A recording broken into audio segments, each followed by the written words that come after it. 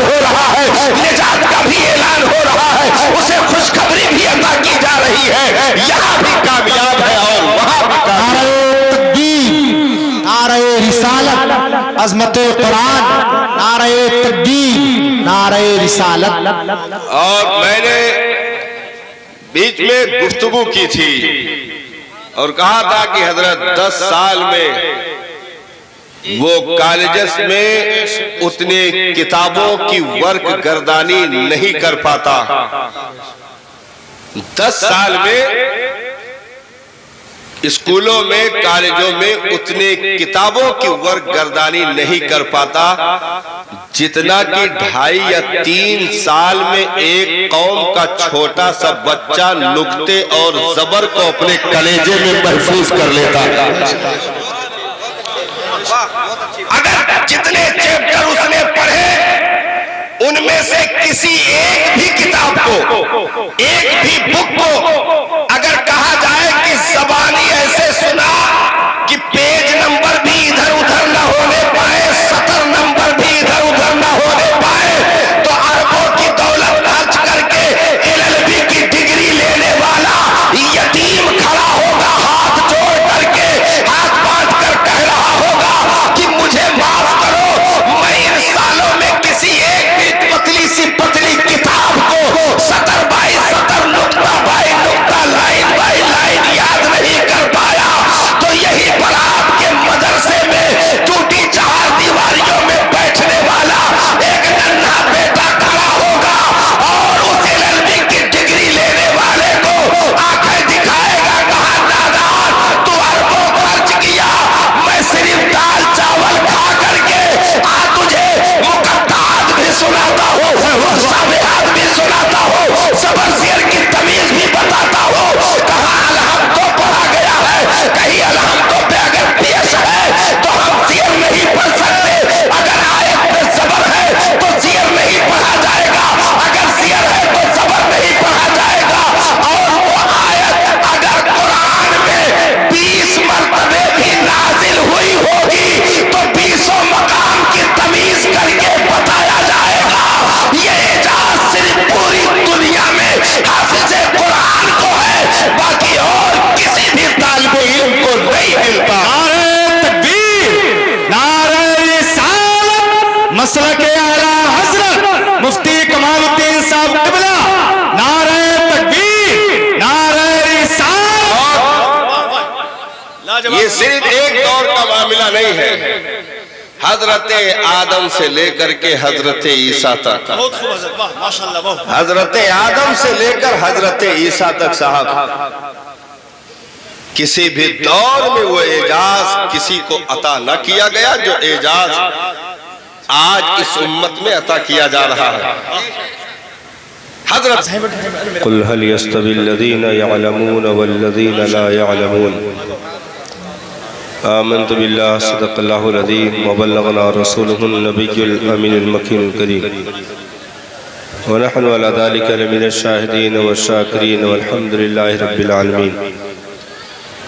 आइए और आप खुलूस व मोहब्बत के साथ दोनों आलम के मालिक व मुख्तार रूही फ़िदा व जनाब अहमद मुज्तबा मोहम्मद मुस्तफ़ा सल्लल्लाहु तआला अलैहि वसल्लम की बारगाह नूर में दुरूद पाक का हदिया पेश फरमा लें। अल्लाहुम्मा सल्लि अला सय्यिदना शफ़ीअना हबीबना मौलाना मुहम्मदिन मादिल जुद वल करम व आलिहि व अस्हाबिहि व बारिक वसल्लिम सलातुन व सलामुन दाइमन अलैका या रसूलल्लाह सल्लल्लाहु तआला अलैहि वसल्लम। हज़रात, आज के इस अज़ीमुश्शान एजाज़े कुरान कॉन्फ्रेंस कह लीजिए या जश्न हिफ्ज़ कुरान कह लीजिए, जिसमें हम और आप शिरकत की सादतें हासिल कर रहे हैं। काफ़ी देर से उलमाए किराम शुराए किराम से आप नात व मनक़बत वाज़ो नसीहत समात करते आ रहे हैं। परवरदिगार आलम सभी की हाज़िरी अपनी बारगाह में कबूल फरमाए आमीन। और आज की इस पाकीज़ा नशिस्त को अपनी बारगाह में शर्फ़ क़बूलियत अता फरमाए। अल्लाह तबारक व तआला जल्ल मजदहुल करीम का शुक्र व एहसान कि उसने हमें और आपको दौलत ईमान से मुज़य्यन फरमाया, दीन इस्लाम के तमाम तर खैरात व बरक़ात से माला माल फरमाया और इस रुए ज़मीन पर पैदा करने के बाद अपने प्यारे महबूब सल्लल्लाहु ताला अलैहि वसल्लम के मुक़द्दस दामन करम से वाबस्तगी अता फरमाई।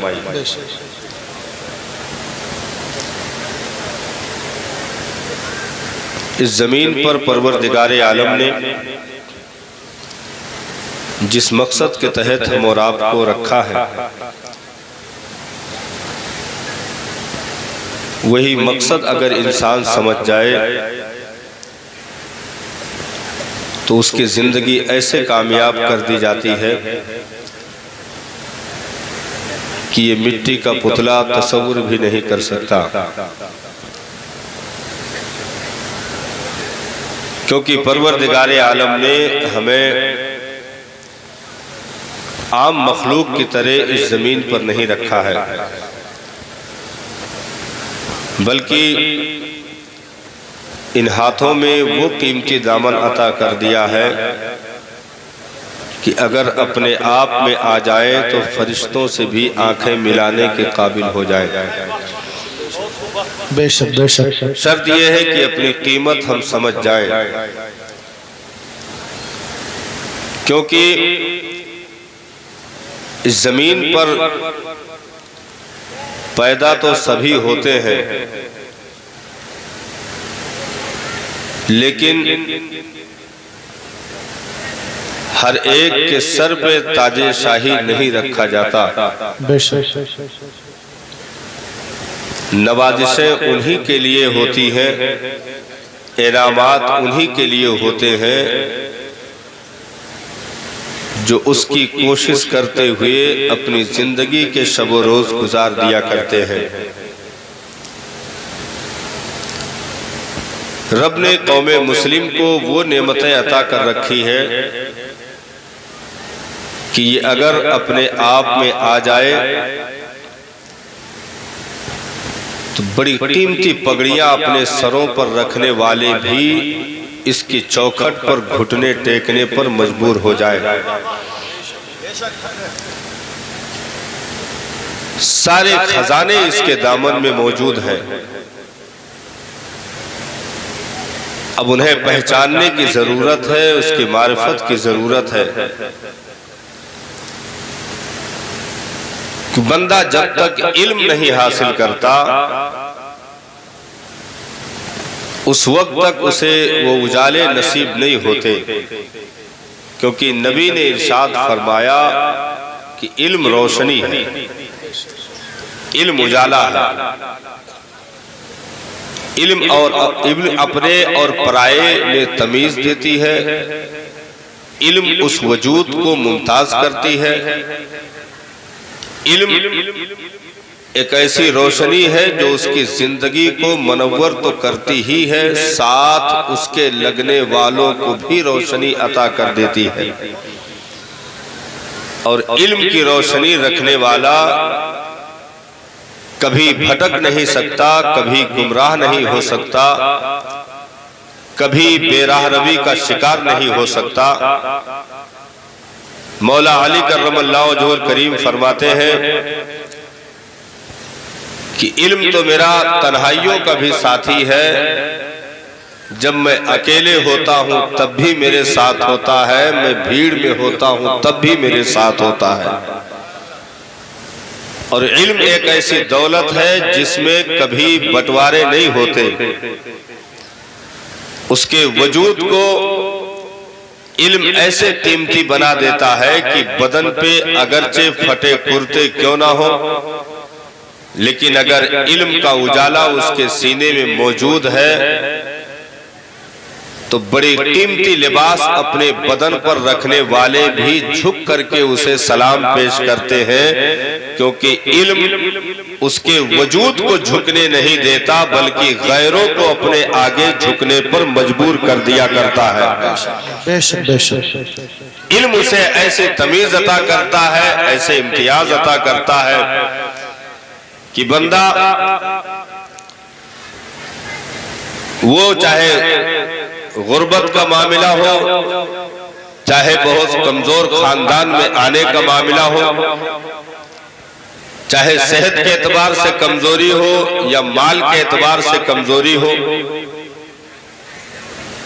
इन कमजोरियों को वो पीठ के पीछे डाल देता है। अगर इल्म है तो बड़े बड़े ताकतवर, बड़े बड़े सरमाएदारों को पीछे कर देता है और खुद इमामत के मुसल्ले पर खड़े होकर के मुमताज होता है। बेशक। फिर वहां वक्त का शहंशाह भी उसके एड़ियों के पास अपनी पेशानी रखने पर मजबूर होता है, और सगा बाप भी बेटा कहने के लिए नहीं बल्कि पीछे इस इमाम के कहने पर मजबूर होता है, क्योंकि इल्म उसे वो इम्तियाज अता कर देता है, वो शान अता कर देता है कि वो किसी भी दौर में बेराहरवी का शिकार नहीं हो सकता और अपनी नस्लों को भी मुमताज कर देता है, अपने खानदान को भी मुमताज कर देता है। यहाँ तक कि सरकार ने इरशाद फरमाया, मन हफिज़ल कुराना व अमिला बिमा फीह उल्बिसा वालिदाहु ताजन यौमल क़ियामा ज़ौअहु कज़ौइश शम्स। जिसने कुरान को कलेजे में रख लिया, कल मैदान क़यामत में उसके माँ बाप को वो अजीम ताज पहनाया जाएगा जिसकी रोशनी सूरज और चांद की रोशनी से कहीं ज्यादा होगी। वो शान जब माँ बाप को अता किया जाएगा तो उसके पास पड़ोस के लोग, गांव के लोग रब के हुजूर अर्ज करेंगे कि मौला ये तो बहुत बड़े नेकूकार नहीं थे, ये इज्जतें इन्हें किस बुनियाद पर दे दी गई। बहुत बड़े नमाजी भी नहीं थे, बहुत बड़े परहेजगारों में भी इनका नाम नहीं आता था, आखिर आज ये इज्जतें क्यों? तो परवरदिगारे आलम इरशाद फरमाएगा, मेरे बंदो ये इज्जतें उनके सजदों की बुनियाद पर नहीं, उनके बेटे हाफिज़े कुरान की बुनियाद पर।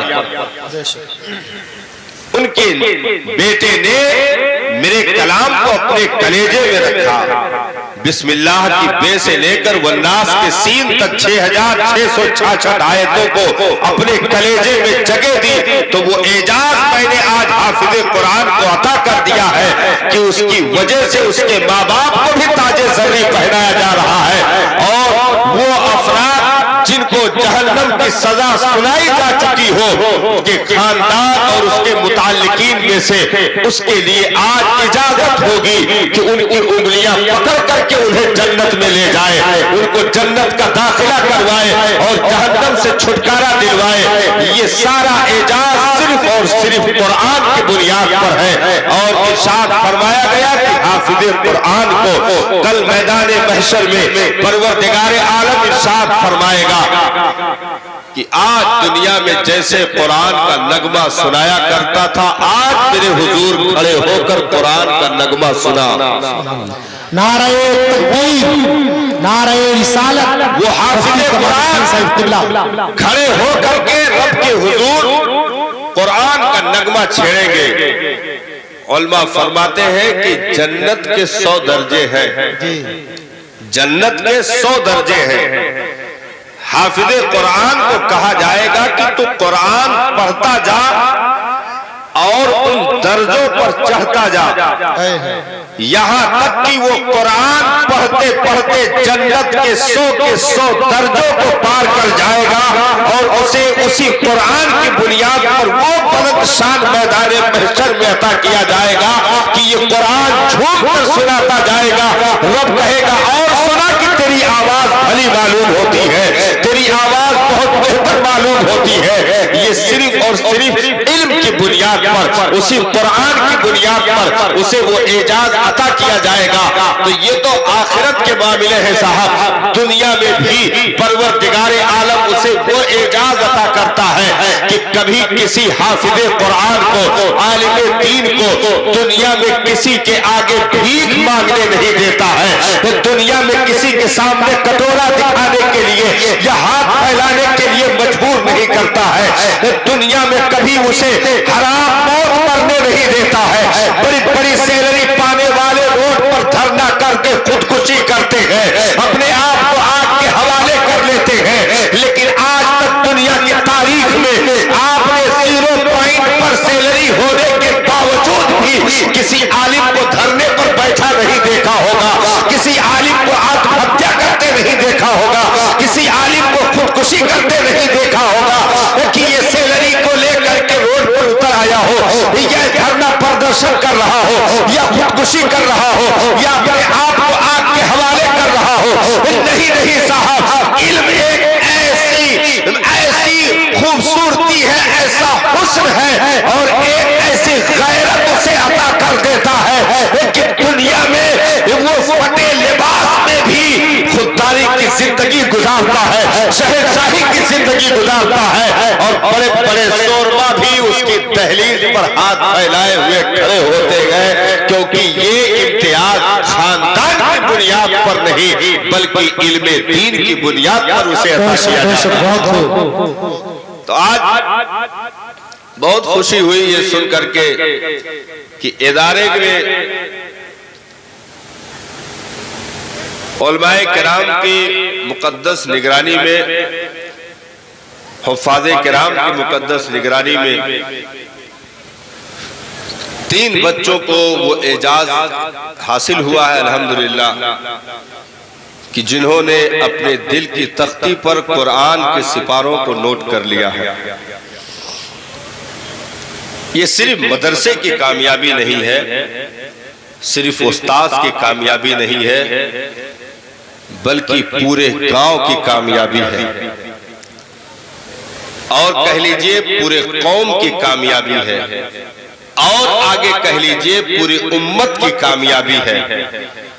क्योंकि ये एक जगह खामोश नहीं होता साहब कि आपके मोहल्ले में कुरान हिफ्ज किया और वही खामोश हो गया, नहीं, बल्कि अब इसकी रीढ़ की हड्डियों में जो नस्लें सफर कर रही हैं, इंशाअल्लाह सुबह कयामत तक आने वाली नस्लों को कुरान की खुशबू पहुंचेगी, कुरान की बरकतें मिलती रहेगी और उसके नस्लों को कुरान की बरकतें हासिल होती रहेगी। तो जिन जिन लोगों ने उसमें दामे दिरमे कदमे सुख ने हिस्सा लिया, उस मदरसे के लिए, उस हाफिज़े कुरान के तालीम के लिए और उसके तमाम पर इंतजाम और इंसराम में बढ़ चढ़ करके दौड़ भाग किया, तो इंशाअल्लाह जितनी नेकियां उस पढ़ने वाले को मिली है, उतना ही एक ईंट में हिस्सा लेने वाले को भी अता की जाएगी, उसके तमाम तर कारिंदों को वो नेकियां अता की जाएगी। क्योंकि परवरदिगारे आलम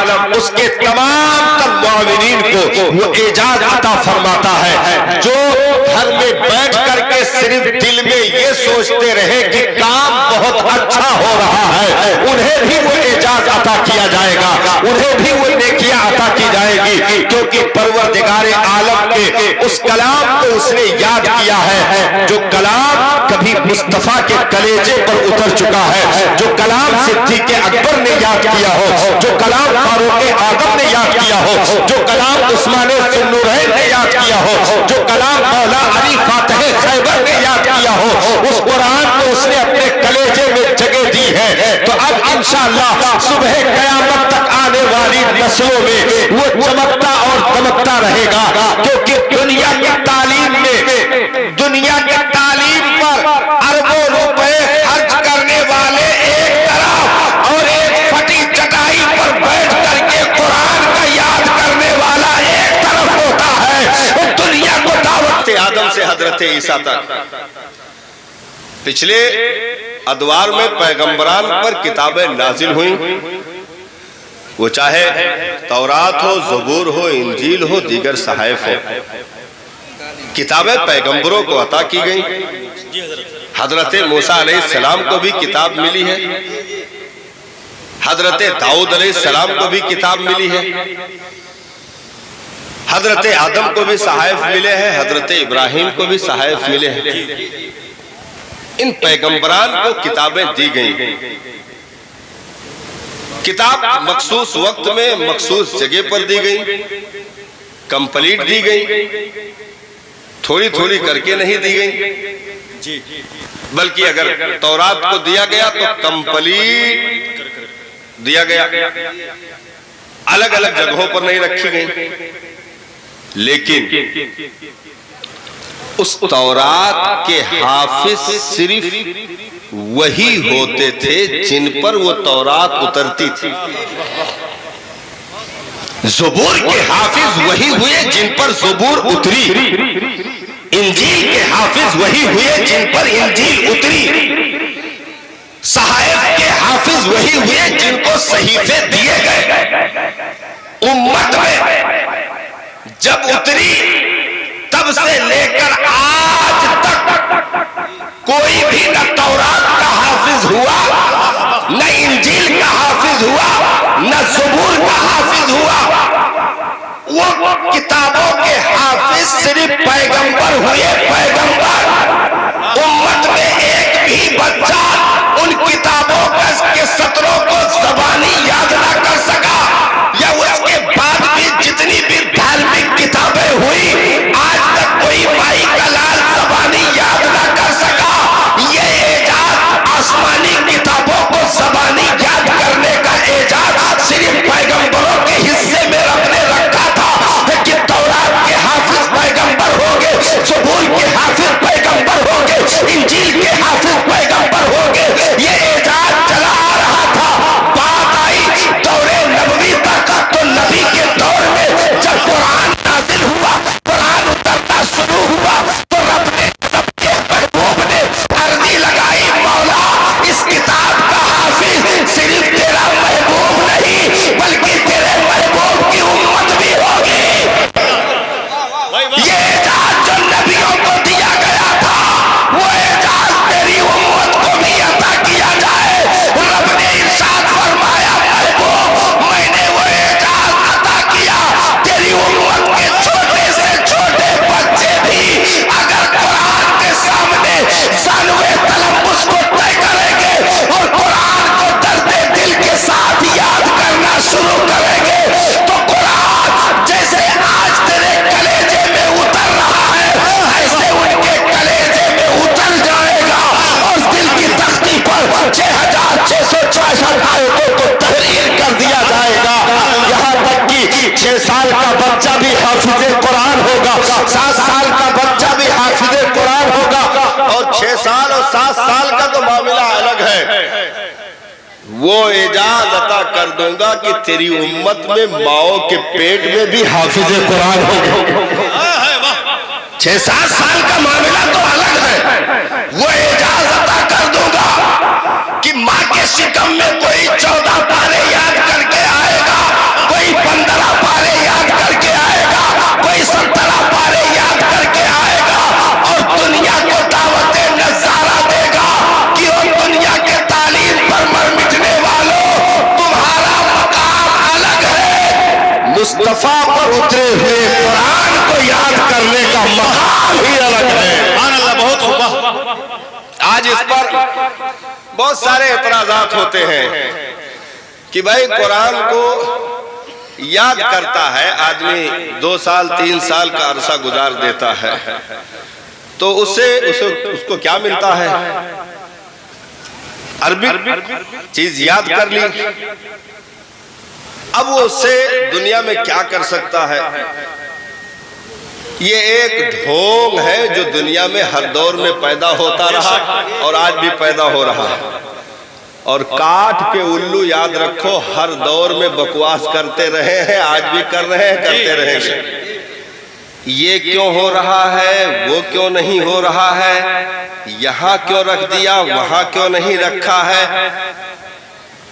ये क्यों पहन लिए हो, ये नहीं पहने हो, चेहरे पर पर्दा क्यों डाल दिया, ये नहीं किया, वो कर दिया। बहुत बहुत बेवकूफों की कमी नहीं, गालिब एक ढूंढो हजार मिलते हैं। बहुत खूब, वाह वाह। ऐसे एतराज हर दौर में होते रहेंगे। तो ये अपने उस अक्ल को इस्तेमाल करता है जिसे अक्ल कहा भी नहीं गया। भाई इस खोपड़ी में कितना बड़ा भेजा रखा है। एक आदमी की खोपड़ी में कितना भेजा होता है, उसमें निचोड़ा जाए तो जो अक्ल का मादा मिलता है वो अक्ल भी ऐसे है कि हर मौके पर ठीक काम नहीं करती। इस भोंडी अक्ल का क्या है, ठीक काम नहीं करती। कभी तो आधा फेल होती है, कभी तो बिल्कुल फुल फेल हो जाती है। आप ट्रेन में बैठ करके चले, जब ट्रेन रफ्तार पकड़ती है तो ये अक्ल थोड़ी देर साथ रहती है, उसके बाद साथ छोड़ देती है और आप ही से कहने लगती है कि अब ये पेड़ भी दौड़ रहे हैं, ये घर भी दौड़ रहा है, ये नदी भी दौड़ रही है, आपको पागल बना देगी। अब ये फेल हो चुकी, अब इसके जो कैचिंग का जो पावर था वो फेल हो गया, वो खत्म हो गया। जैसे कुछ दूर तक आप किसी चीज को देखें तो जब तक इसमें कैपेसिटी है उस चीज की हकीकत बताएगी, और उसके बाद जब इसका नेटवर्क साथ छोड़ देता है, इसका पावर कम होने लगता है, तो वो कुछ का कुछ बताने लगती है।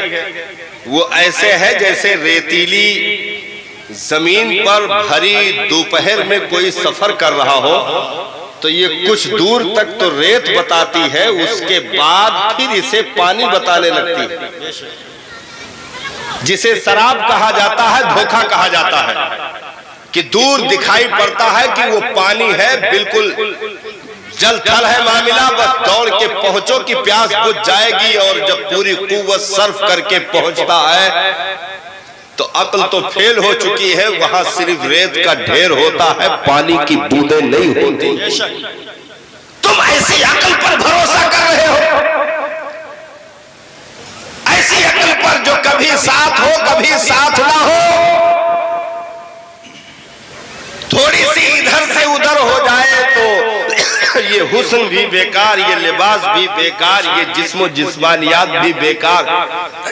सब कुछ है उसके पास, सारी चीजें हैं, देखने की भी कुव्वत है, चलने की भी कुव्वत है, बोलने की भी कुव्वत है, सारी चीजें हैं, लेकिन लोग उसे किनारे कर दे रहे हैं। कहा भाई इसे किनारे क्यों कर रहे हो? कहा ये पागल हो चुका है, अब इसका नेटवर्क काम नहीं कर रहा है।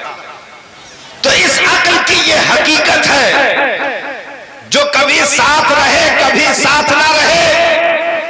इसीलिए दीने इस्लाम में जितने भी कानून हमें दिए गए हैं, इन्हें हमारी अक्ल पर तौलने के लिए नहीं रखा गया, बल्कि रब ने अपने महबूब को अक्ले कुल दे करके और उसी पर जांच करके अल-यौमा अकमलतु लकुम दीनकुम पर मोहर लगा दिया कि अब दुनिया में तुम अपनी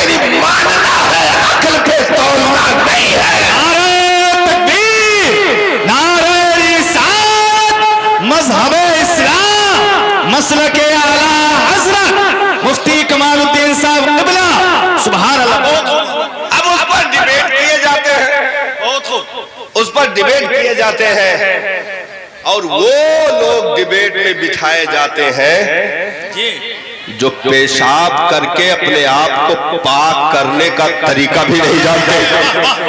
बहुत ऐसे लोगों को बुलाया जाता है